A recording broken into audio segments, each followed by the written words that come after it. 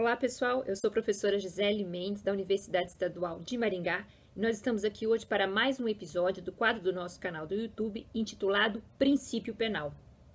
Pois bem, no episódio de hoje do quadro Princípio Penal, nós vamos falar sobre o princípio da insignificância, também conhecido como princípio da bagatela, ou princípio bagatelar.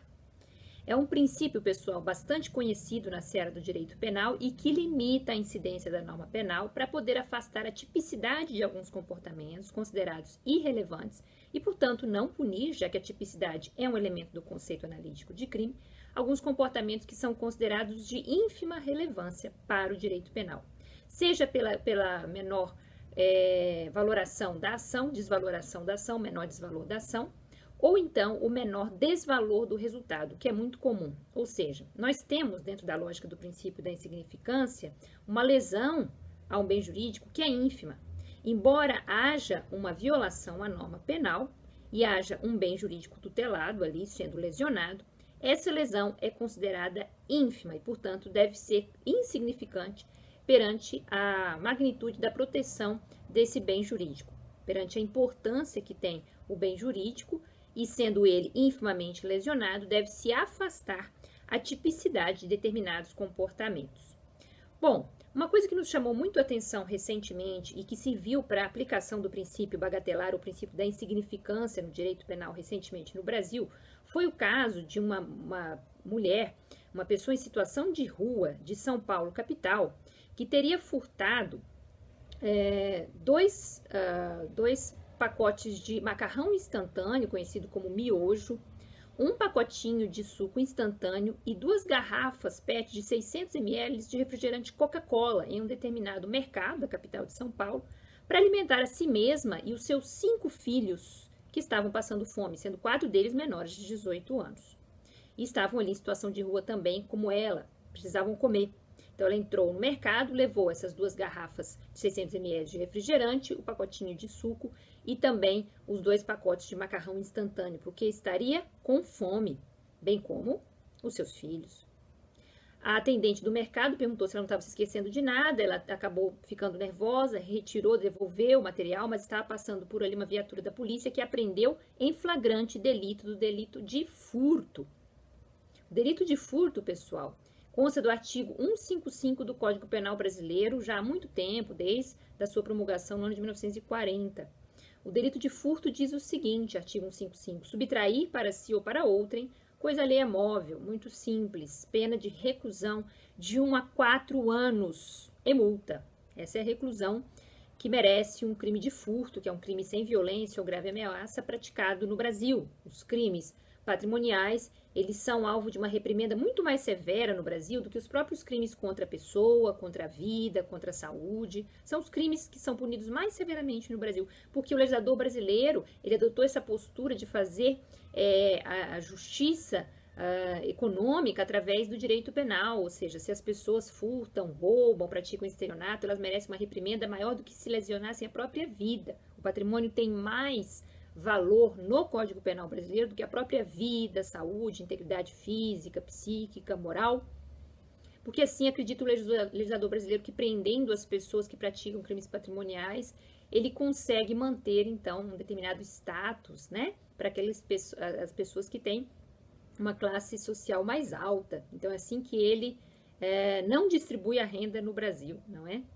Bom, a par essas críticas de política criminal que nós podemos fazer, a própria configuração e pena desse delito que está aqui no rodapé, o delito de furto, nós temos que essa pessoa em situação de rua, essa mulher de 41 anos, que se viu obrigada a furtar comida no valor de R$ 21,69. Eu vou repetir para vocês, R$ 21,69 foi o valor do furto praticado por ela, para alimentar a si mesma e os seus 5 filhos que estavam passando fome.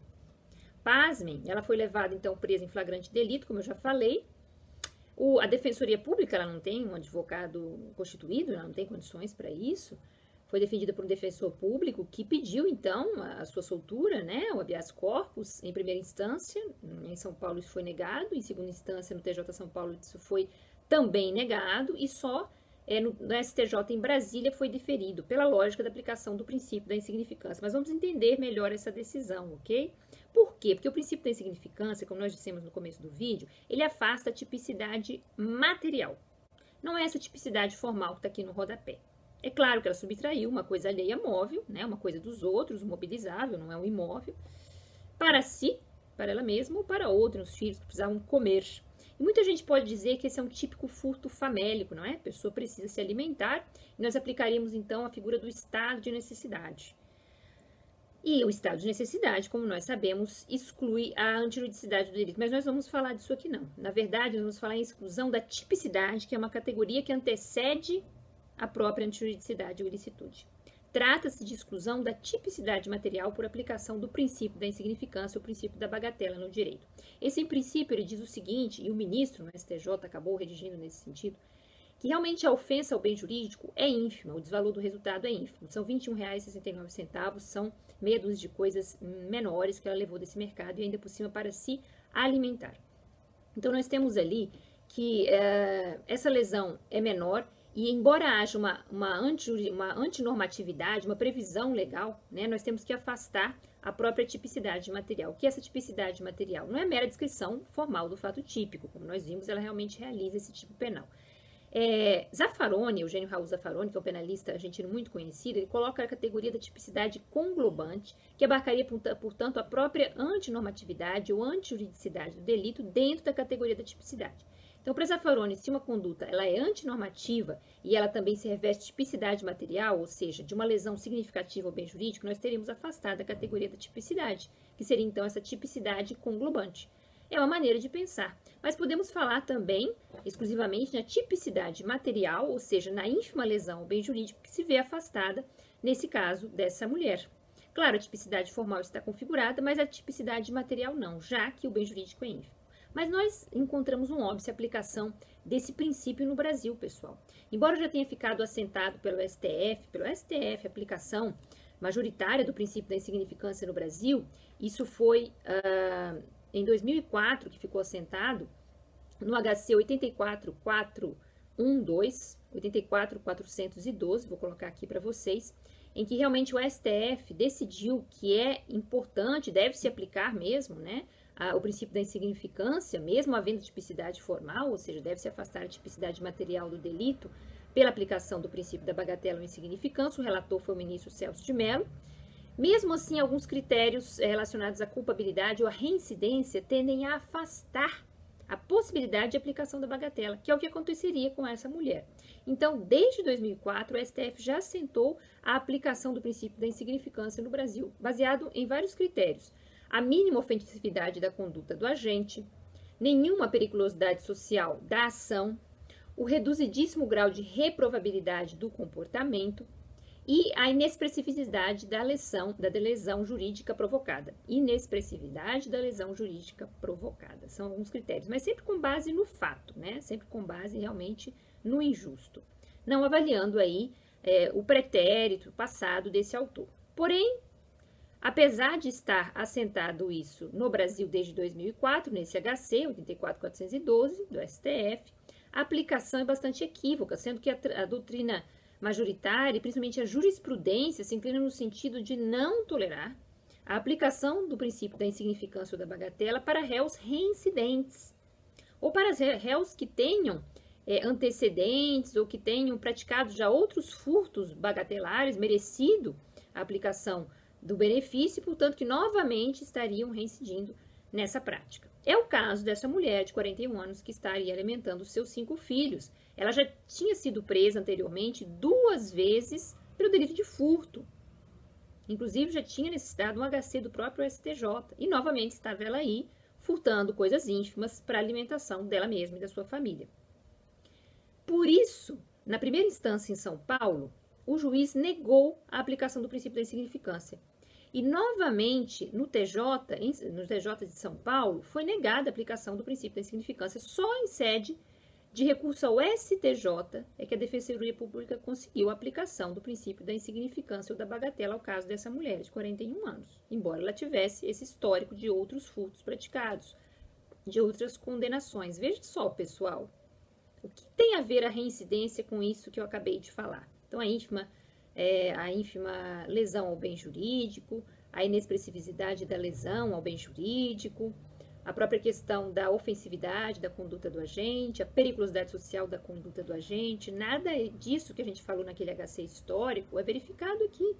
E se ela furtou outras coisas ínfimas, outros alimentos no passado, que diferença faz? Ela também precisava deles para se alimentar, e principalmente eram poucos, como hoje também foi pouco. Isso aconteceu recentemente, foi no dia 29 de setembro que aconteceu esse fato em São Paulo. Então, argumentando, o advogado conseguiu que no STJ o ministro deferisse o seu habeas corpus, então expedisse o alvará de soltura para essa mulher. Mas ainda assim há resistências, né, no Brasil em relação à aplicação do princípio da insignificância a réus reincidentes. Nós vemos que isso não tem o menor cabimento, porque a reincidência, ela diz respeito a um direito penal do autor e não um direito penal do fato, pessoal. Não valoriza o próprio fato em si, que são essas características que nós temos que olhar. A insignificância da conduta aí, uma lesão ao bem jurídico, que é um elemento do tipo objetivo. É isso que nós estamos analisando, tipicidade conglobante, tipicidade material, a tipicidade objetiva, né? Jamais circunstâncias relacionadas à culpabilidade, à personalidade do autor. Então, o que nós temos aí é que considerar que o réu reincidente, ele não merece a aplicação do princípio da insignificância, é apostar num direito penal do autor e não do fato. É apostar numa discriminação pessoal daquele indivíduo que furta porque está passando fome, porque furta geralmente poucas coisas, porque as necessita para suprir suas necessidades básicas, né? Muitas vezes é o furto de uma escova de dentes, uma barra de chocolate, uma caneta, são coisas ínfimas. E a pessoa geralmente furta essas pequenas coisas porque está passando necessidade mesmo. E precisa, muitas vezes, desses artefatos e principalmente desses alimentos para sobreviver. E mesmo assim se nega, se o benefício já foi concedido uma vez, a concessão do princípio da insignificância, o princípio da bagatela a réus reincidentes, o que para nós é uma excrescência jurídica, que não tem nada a ver com a culpabilidade, que é um elemento, sim, do conceito de delito, do conceito analítico, valorado ao final.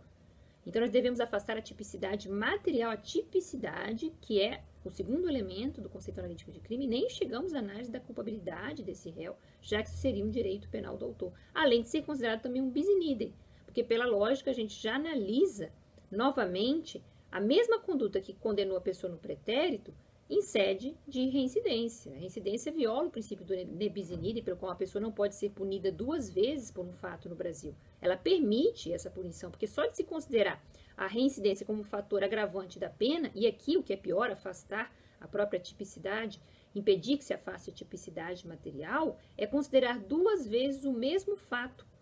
A pessoa já foi punida no passado e novamente ela está sendo punida no presente por ter tido essa condenação anterior. Então, também viola o princípio ne bis in idem no Brasil. Por tudo isso, e argumentando nesse sentido, o STJ acatou aquele habeas corpus e permitiu a soltura dessa mulher. Inclusive, o ministro disse o seguinte: cuida-se de furtos simples de 2 refrigerantes, 1 refresco em pó e 2 pacotes de macarrão instantâneo, bens avaliados em R$ 21,69, menos de 2% do valor do salário mínimo subtraídos, segundo a paciente, para sanar a fome, por estar desempregada e morando nas ruas há mais de 10 anos com os seus filhos.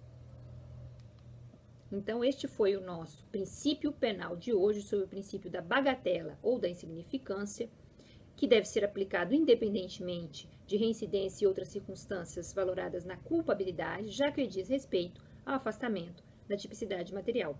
Espero que vocês tenham gostado. Cliquem aqui, deixem o seu like, compartilhem esse conhecimento, inscrevam-se no canal Professora Gisele Mendes, ativem as notificações, porque nós voltaremos proximamente com mais quadros aqui no nosso canal. Muito obrigada e até a próxima!